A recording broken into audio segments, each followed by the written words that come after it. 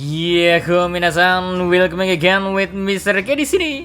Jumpa lagi di pembahasan kita One Piece God Valley. Emang kayaknya nggak bakal ada habisnya bahas ini lokasi. Udah bener-bener ngaruh besar ke jalan cerita One Piece, termasuk kepada karakter-karakter penting di One Piece saat ini. So, di sini Mr. K mau breakdown karakter kunci yang ada di God Valley dan seberapa besar insiden God Valley mempengaruhi mereka, termasuk motif tindakan mereka di masa sekarang ini.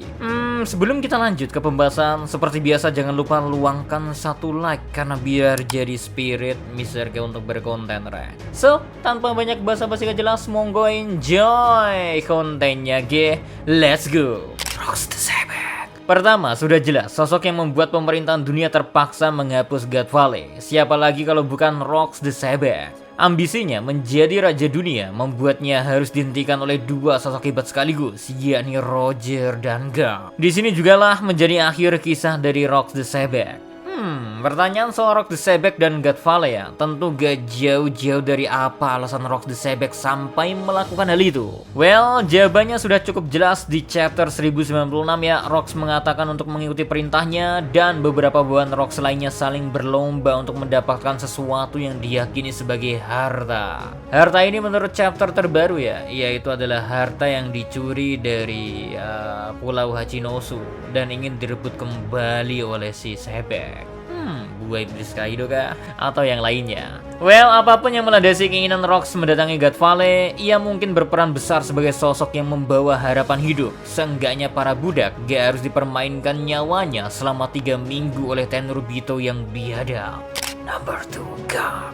Kedua, ada Monkey di Garp. Alasan ia ada di God Valley tentu untuk menghentikan Rocks. Namun, jika bicara masalah prinsip, harusnya Garp enggan ikut campur mengingat secara tidak langsung ya Garp jadi membantu Tenryubito. Tapi semua berubah ketika Roger ikut menyerang.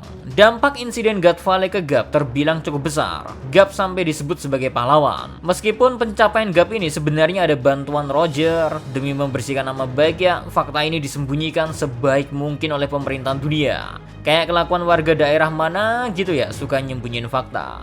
Gelar pahlawan ini membuat Garp cukup punya hak lebih dibandingkan Marine pada umumnya. Misal, Garp tidak mau menjadi admiral dan dibiarkan terus menjadi wakil admiral hingga di usia sekarang ini. Kemudian, fakta besar ya, soal S pernah dirawat oleh Garp masih diampuni lagi-lagi ya karena status Garp sebagai pahlawan. Yang gak boleh ditepiskan ya, gak taunya Garp sangat bersemangat saat Kong mengabarkan ada Roger yang diketahui ikut bergerak. Garp yang awalnya santai langsung mode siap bantai. No Roger, no party pokoknya.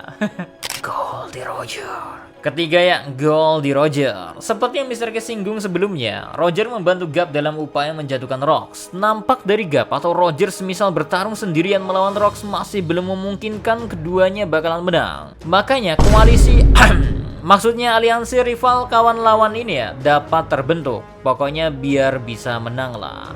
Apakah ada alasan khusus Roger mau membantu Garp? Sederhananya ya, rasa respek antar keduanya menjadikan Roger tak bisa menolak permintaan tolong dari Garp. Bisa jadi juga ada hal besar lain yang ingin Roger dapatkan usai mengalahkan Rocks. Entah itu berkaitan dengan upaya penghentian tindakan Rocks yang udah kelewatan ataupun punya prioritas lainnya. Di chapter terbaru ya, Roger bilang ia sudah menunggu setahun lamanya. Tapi belum bisa dipastiin apa yang Roger tunggu dalam kurun waktu 1 tahun. Apakah sama dengan pencarian yang dicari oleh Rocks? Ya, jawaban dari pertanyaan ini mungkin bakal mengungkap perihal kotak harta karun berisi Shanks. Mengingat ada selisih 1 tahun antara kelahiran Shanks dan insiden God Valley. BTW ini juga mengkonfirmasi bahwa Roger bergerak sendirian ke God Valley. Kerjasamanya dengan Garp mungkin terjadi setelah mengetahui kejadian semakin kacau yang dilakuin oleh Rocks. Kru bajak laut Rocks. Keempat, kita masukin banyak nama secara langsung nih, yaitu para kru bajak laut Rocks. Cukup banyak nama-nama terkenal, diantaranya nama Shirohige, Kaido, dan Linlin. Yaps, ketiga nama yang kelak menjadi Yonko di masa setelah insiden God Valley rupanya pernah berada dalam satu nahkoda dengan Rocks. Untuk Shirohige, entah bagaimana ia sampai sebal karena dianggap sebagai bawahan dari Rocks. Sepertinya ada akal-akalan Rocks yang bikin Shirohige ikut insiden God Valley. Nah, yang menarik ya, Kaido dan Linlin Ketika pertama bertemu ya, Linden langsung mengajak Kaido untuk mengikutinya. Terus Big Mom di Wano Kuni juga pernah bilang, karena Big Mom lah Kaido bisa mendapatkan buah iblis Uo Uo Nomi. Kapan hal ini terjadi? Ya, di God Valley. Hal ini makin dikonfirmasi lagi pada chapter terbaru, Rek. Buah iblis Uo Uo Nomi memang menjadi salah satu buah iblis yang disiapkan sebagai hadiah bagi pemenang. Big Mom merebut buah iblis itu dari Ivankov. Nah, selain nama-nama tadi masih ada nama keren lainnya seperti Shiki the Lion, Miss Buckingham Stacy, Captain John Wang Zi alias Silver X, hingga yang cukup mengejutkan yaitu Gloriosa atau lebih akrab dikenal sebagai Nenek Nyon, yaitu ratu pertama Pulau Amazon Lily, Vigarland Garling. Karakter kelima yang terlibat insiden besar di God Valley adalah Saint Vigarland Garling. Ia disebut sebagai champion dan mendapati gelar kehormatan di God Valley. Di chapter 1095 kemarin terlihat Garling merupakan sosok yang kejam, di mana ia tanpa ampun menghabisi sosok yang disebut sebagai Raja God Valley. Garling sepertinya masih sangat dihormati terutama soal kekuatan. Ini yang membuat dia di antara nama-nama keluarga Tenurbito jadi turun langsung ke turnamen. Mungkin ya, Vigarland adalah simbol perbedaan kekuatan yang besar antara manusia biasa dengan kaum naga langit, sehingga membuat kaum naga langit makin merasa tinggi terhadap ras lain. Nah, yang cukup menjadi pertanyaan terkait Garling ini yaitu ya, apakah ia ikut bertarung ketika Rox hadir mengacau di God Valley? Mengapa namanya gak disebut sebagai sosok yang membantu mengalahkan Rox? Bukannya kalau ia kuat banget harusnya bisa numbangin Rox dengan mudahnya? Ya, semua itu masih cukup jadi tanda tanya, Rek. Kemungkinan besar Garling dan Godsnight memang masih disembunyikan sedemikian rupa oleh pemerintahan dunia, sehingga nama Garling maupun Godsnight ya masih menjadi kartu as yang selalu disembunyikan oleh pemerintahan dunia. Kayaknya ya emang masih ada app lain Tenurbito yang kebongkar sih, entah soal rahasia dunia atau kejadian yang menjatuhkan nama pemerintahan dunia. Mengingat obrolan Kuma, Ivankov maupun Ginny ya, pada akhirnya kita tak tahu apa yang terjadi setelahnya. Yaps, kejadian setelah turnamen kacau, mungkin faktor utama nama God Valley pada akhirnya dilenyapkan. Di masa sekarang ya, karena insiden God Valley, Garling masih diakui dan menjadi bagian dari Godsnight, organisasi yang diyakini jadi salah satu senjata terkuat pemerintahan dunia menurut Dragon. Oh ya, BTW gak cuman Garling doang yang di-share di sini ya. Ya, yang paling jelas itu ada dua Godsnight lain. Yang satu itu punya topeng tengkorak layaknya anime apa, Mr. Lupa. Mr. Lupa lah pokoknya. Yang satu wanita seksi, berambut hitam. Shanks.